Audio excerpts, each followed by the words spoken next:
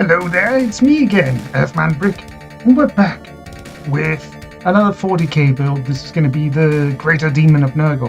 I've actually kind of got a bit of a thing for them, and I kind of want to make more than one, but this is going to be the first one. So I've got a base here. I think this is a... let me just measure it out. It is 130 mil round this base. You can see the obvious cable tie in the middle there. These are panels that I've scratch built and made before. Got plenty of videos on those. Yeah, so this is just the starting point, base. Because if you don't have a base, you don't have anything to put the model onto. And it gives you a sort of it gives you a platform for which to base your model on. Hence why it's called a base. But here's what we've got so far. So I've just used up a whole bunch of old tin foil here. This is some modeling wire here, just for the feet, which are a bit wibbly wobbly. This one not so much. This one I might need to put down some more hot glue or something just to steady it out. But yep, that's just some cardboard, hot glue, wire, tin foil. So almost all practically recycled materials except from the modeling wire. And this wire here, this is just ring-bound Giotto wire, so it's just straightened out. I mean, it's not perfectly straight, but it's straight enough for the purposes of this model. And yep, that's just old cream egg wrappers and stuff. Now, my plan for this is, yep, it's got 3 points of contact, so we've got 2 feet, and we've got a tail here. And as you can see, when I put it out on the base, there's no wibbly wobbliness. It's going to be perfectly solid on the ground there. So this is what we would call the armature for basing the whole model on. So from here, this is our starting point. It's very rough. This isn't the complete model, obviously. Yeah. So we're going to bulk it out. Now what I usually do is I usually just throw on a whole bunch of hot glue, but I'm doing something a bit different this time because I've been getting used to this material. You can see a big bucket here. This is foam clay. And I believe it was Bill Makes Stuff that started using this in his videos, and I kind of, understand why. This is a great material. It's extremely lightweight. It's very easy to use. It's adhesive, and you can just throw it on. So you can just grab a big handful. It's highly elastic, so you can just like stick it all over the model, and it's great for bulking something out. So yeah, I'm gonna throw on a big layer of that. And the beautiful thing is that this is all white, so you don't even need to worry about giving it a base coat or anything. You can just use that as the basis. So I'm gonna get throwing that all over the model, bulking it out. And then I'll see, because I've never done or dabbled with it before, but what I might do is see how we get on there, and I'll try and figure it out as I go along. I'm just kind of treating this more as a kind of an abstraction, so that I'm not overly frustrated when it doesn't look like the expected end result. But yeah, I'm just going to have fun with it, and if I see something forming out of it, I'm going to then start moving to something more based on what's already there, if that makes any sense. If not, well, I tried. But bye for now, see you again soon. Hello there, we're back, and here's how we've gotten on. So we've just applied a whole bunch of the foam clay, and we've bulked it out. And this will give us a good, you can see how nice and spongy this foam material is. I've gone and, I've gone and taken some tools like the ball-shaped, not this specific shape, but ball-shaped sculpting tools, and I've just hammered the back. And I intend to apply more layers to this guy, bulk him up, because his arms are a bit overly weedy. Same with these legs, they can do with bulking out a bit more. The tail's kind of okay. I kind of like it being weedy. I've given 3 sockets for his eyes there. And I've added teeth. The teeth are more ring-bound wire. This is a thicker one. than the one we used previously. You can see the sort of difference between the size of them. So this one's about double the size, and I've just gone and jammed it in and then snipped it off just using some wire cutters. So I've gone and done that, and then I've added some super glue just to reinforce them in place so they don't accidentally fall out.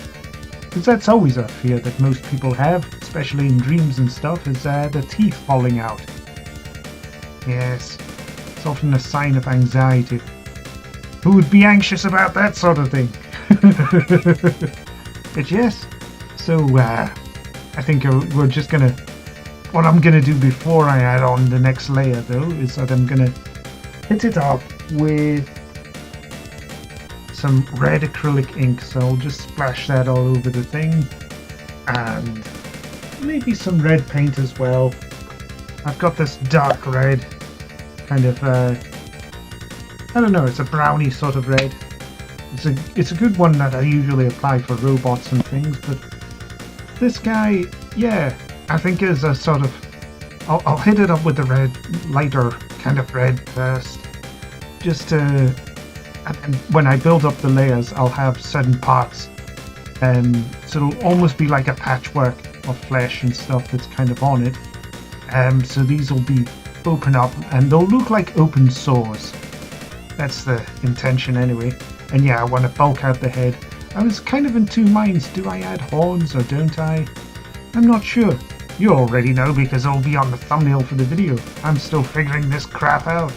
But yeah, it's very lightweight. The thing is just... With it being a mixture of foil and the foam clay, incredibly lightweight. Which is perfect because we've already got it fully stabilized with these cardboard feet and the tail, and it perfectly encapsulates the base, which is honestly it is quite a bit of a problem with figures. I've got some here. Look at this guy. Base is way too small for him. I think I started off with the feet and then built it up as I went on with this older model, and yeah, it's not ideal. I think I'm going to be hammering up this guy in a separate video. But I also ran into that same issue with the whole basing thing on this guy as well. You can see how bulky he is and tiny base. It's not where you want to be. You want to have your model... You want there to be a good enough ratio between the two. Which I've figured out slowly and surely over time. And the best way is to start out with the base, and then you figure out the rest of the model thereafter, and try not to over bulk it. But anyway, I'm gonna get to painting it up. Bye for now, see you again soon. Hello again, and we're back. So how are we getting on? Well, we've taken an old shoelace, this is one here, and we've gone and chopped that up, stuck it in, and we've made it into some entrails. So those are going to be hanging out. I've taken some more of this ring-bound wire, and I've gone and made some basic ribs there, just hanging out, and then I've gone and placed in some other bits just to resemble organs. And what I'm going to do is I'm going to cover over that with another layer once this layer dries, and we'll get to sorting that out. Now I've gone and bulked out the legs. I'm just sort of kind of doing it layer by layer, because you can see we've got the open sores and stuff on the back here. Again, we're going for that level of authenticism, or whatever the word is. But yeah, we've slowly bulking it out. I've chopped up the toes here. I think I'm going to try and replace them. Not quite sure how I'm going to go about that, but I'll figure it out as I go. And yeah, I've just gone and given this shoelace a coating of paint, and it's still wet and moist in some areas, so I'm going to wait for that to dry. But yeah, I'm going to paint up these entrails, probably with purple or blue or pink, and then give it an ink wash of like purple or blue, and paint all these organs and bits, all these parts that are going to be inaccessible later, because I'm going to put on layers of skin and stuff over the top. But yeah, this foam clay is it's working pretty bloody well. And yeah, we've still not exceeded the base size or anything, so I think we're doing pretty well. He stands on there. Yeah, I think this guy's shaping up pretty nicely. But bye for now. See you again soon. Hello again, and we're back. And here he is so far. So we've added in some entrails there. You can see them hanging down the shoelaces.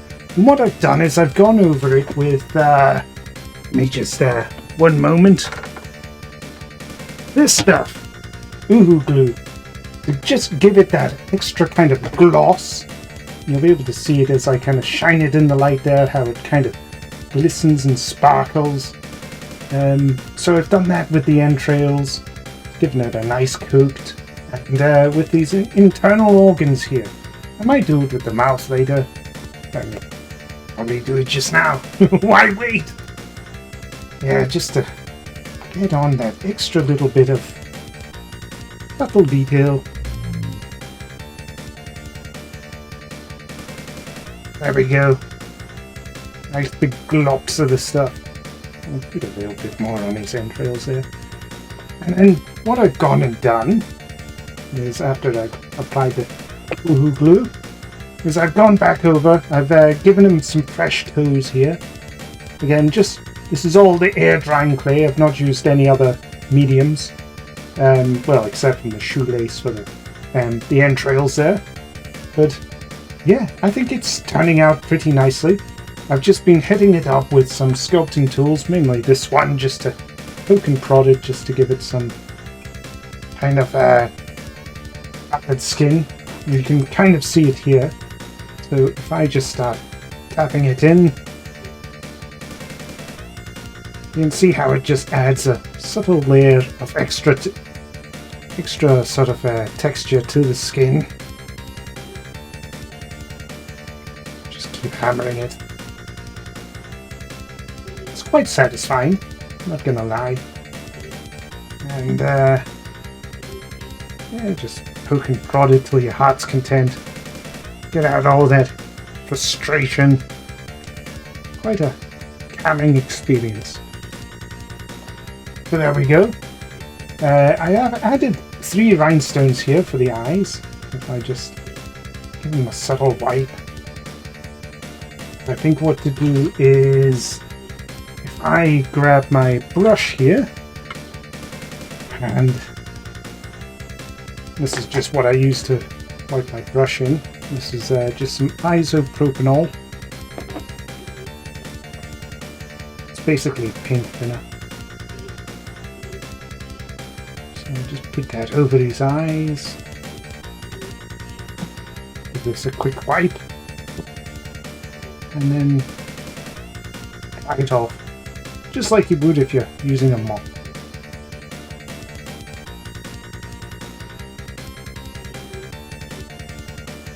So there you go, you can see the subtle yellow and the eyes there.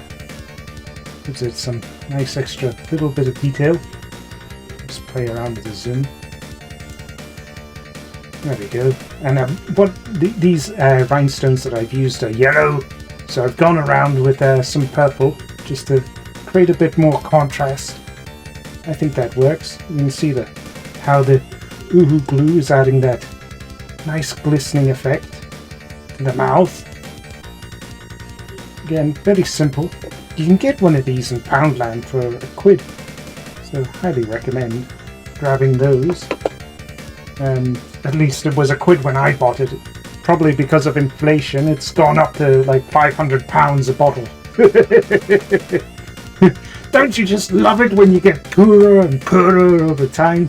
It's just great! Hence why I'm using all these, showing you guys how to do everything on a relatively shoestring budget. I've bulked up these hands here. Again, he's only just got the 2 claws. I thought less is more. Less is definitely more.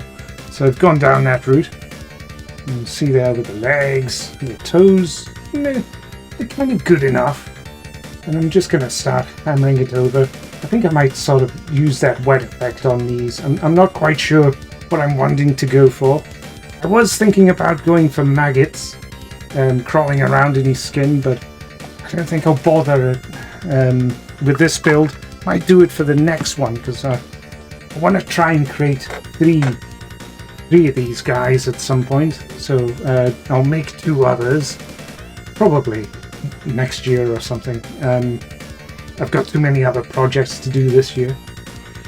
But yeah, that's what we've got so far. So what I'm going to try and do is give him a more kind of fleshy tone to his skin and everything, because I think that's going to be more body horror than just being boring and painting it green. So I always thought it looked a bit crap when all the Nurgle stuff is all just green. It's like, go with more interesting colours. That's what I tried to do with the Plague Burst Crawler tank and the Dreadnought. Those are kind of a bit of a different colour. I've gone in with a brown, heavy brown for the horns, and when I'm putting on the flesh and stuff, I'll hit these up with a white afterwards. But yeah, I think it's coming on. We're slowly and surely getting there, but I'm going to go for that fleshy colour, see how I get on. So bye for now, see you again soon. Hello again, we're back. And he's done. I'm happy to call it here. So here he is, all painted up. He's not attached to his base yet. It will be a very simple process to do that. So what I've gone and done is I've dry brushed these horns just to add the colour and whatnot there. Let me just play around with the focus. Focus is currently off. There we go. So yeah, he's got a bit of a derpy looking face, but yeah, he still looks a bit like he looks cute from up top here, but as soon as you go down to the sides and look at his mouth, yeah, he looks like a bit of a nasty bastard. That's kind of the look I was going for. The actual look and aesthetic overall, I've been playing a lot of Dragon Quest VII. Now, the Dragon Quest series of games are like classic Japanese role-playing games. They were all based on the Ultima series. Once they sort of discovered that, they were like, okay, these Western developers get it. They've got a really good thing here. And so all the Japanese developers went back home and they were like, let's make our own version kind of thing. And they made Dragon Quest on the Nintendo Entertainment System.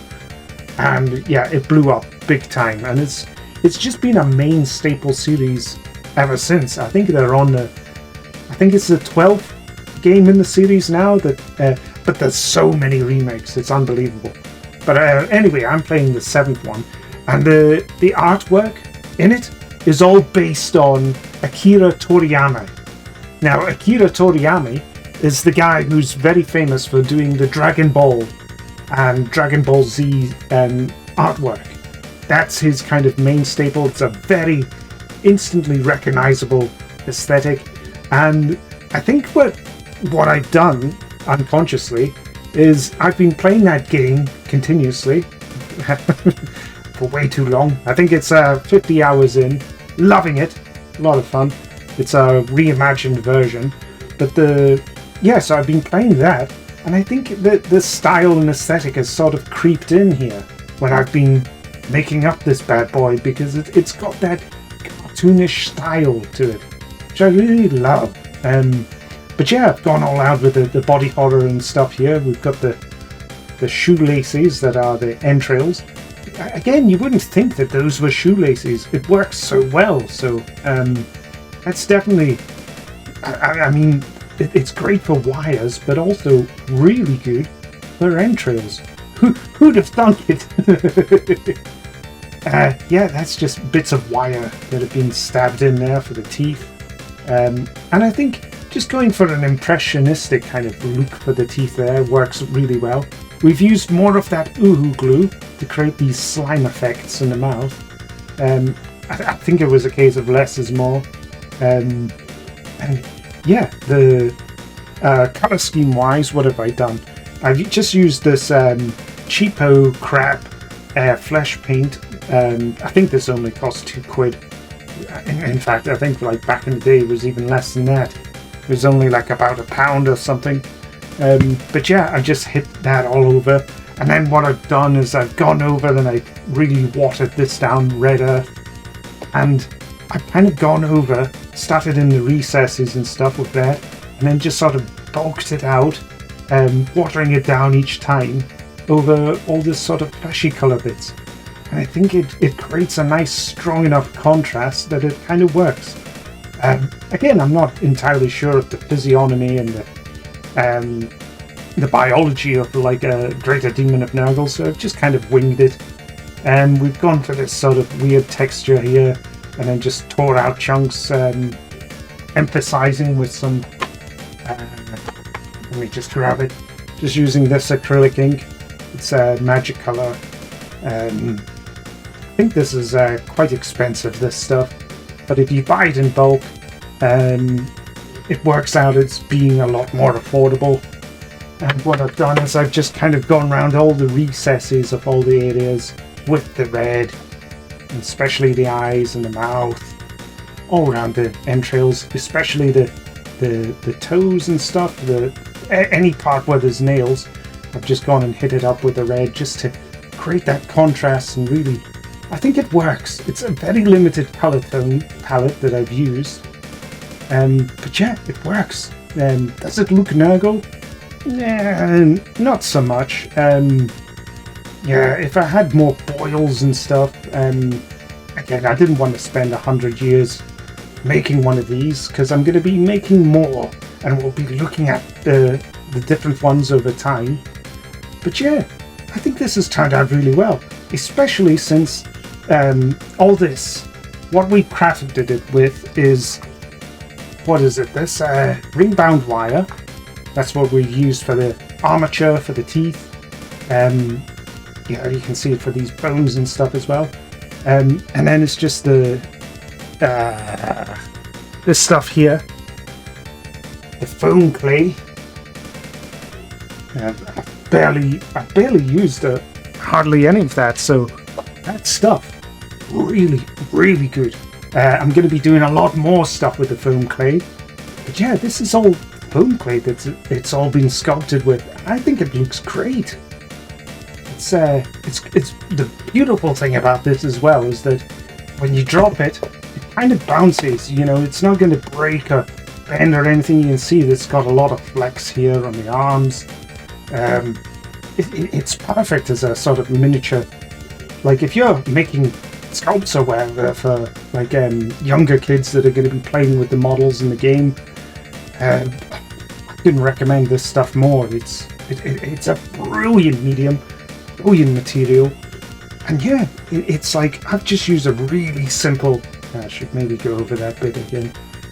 But yeah, really simple color scheme, very basic stuff. So it's mostly just washing and a little bit of dry brushing on there, and just called it a day. It really doesn't need more. It doesn't need to be more than this. This is perfect for gameplay, and again, it fits on the base, no problem. There's no massive overhang with anything. This would be perfectly legal to play the game with. Yeah, I think it generally works. I could have did more details and stuff, but I think it's a good place to end it. And yeah, I think like as I learn more techniques and things, I might come back to this guy and start adding in extra bits and pieces, but for now, I think it works. That's a greater demon of Nurgle there. And yeah, shoestring budget. Literal shoelaces. Doesn't get more shoestring than that. That's all I've got for you today. So, thanks again for watching. And